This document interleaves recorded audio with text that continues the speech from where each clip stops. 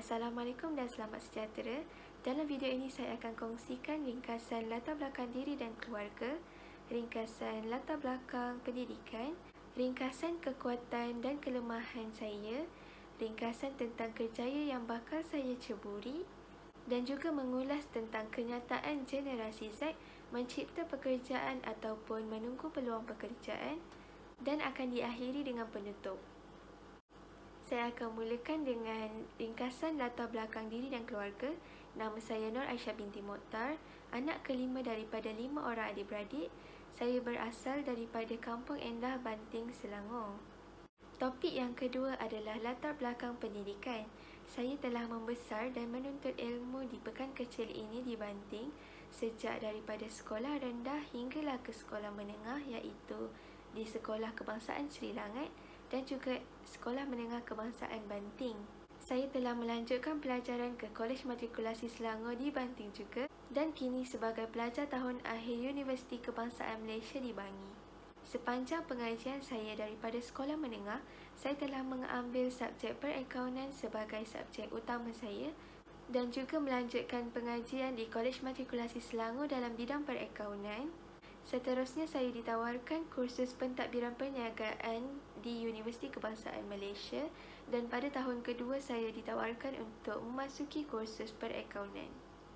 Sepanjang pengajian di Universiti Kebangsaan Malaysia, saya telah melibatkan diri dalam beberapa program yang dapat mengasah kemahiran insaniah seperti kemahiran berkomunikasi yang sangat membantu dalam menjalankan pembentangan dan juga kerja berkumpulan.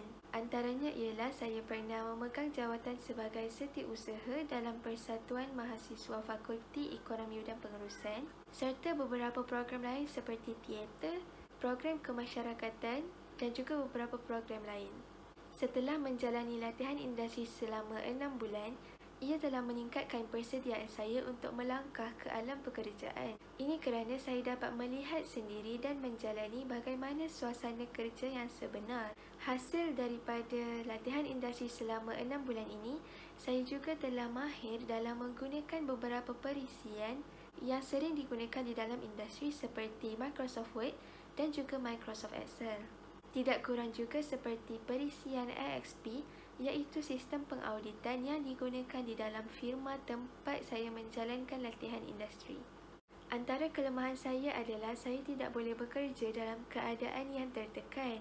Ini adalah kerana saya merasakan setiap pekerjaan yang dilakukan hendaklah dilaksanakan dalam keadaan yang tenang untuk mendapat hasil yang sempurna.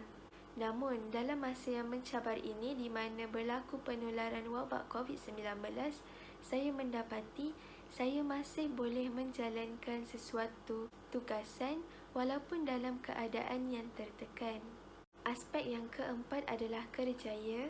Selepas tamat pengajian, saya lebih cenderung untuk menceburi bidang pengauditan kerana selepas menjalani latihan industri, saya lebih berminat untuk menceburi bidang ini dengan lebih mendalam secara profesional dan juga meningkatkan semangat untuk menambah lagi pengalaman dalam bidang ini.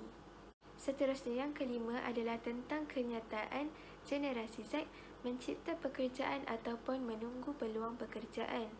Pada pendapat saya, dalam situasi kini yang dikatakan akan menjejaskan tahap ekonomi, peluang pekerjaan juga akan menjadi lebih terhad.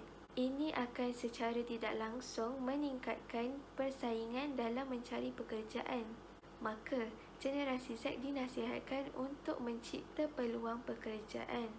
Jika dilihat semasa PKP berlangsung, ramai orang yang telah dibuang kerja menyebabkan lebih ramai lagi yang menceburi bidang perniagaan, lebih-lebih lagi dalam industri makanan. Alhamdulillah, terima kasih kerana menawarkan sesi temuduga ini.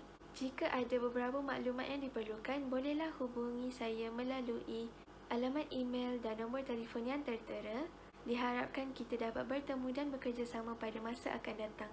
Terima kasih.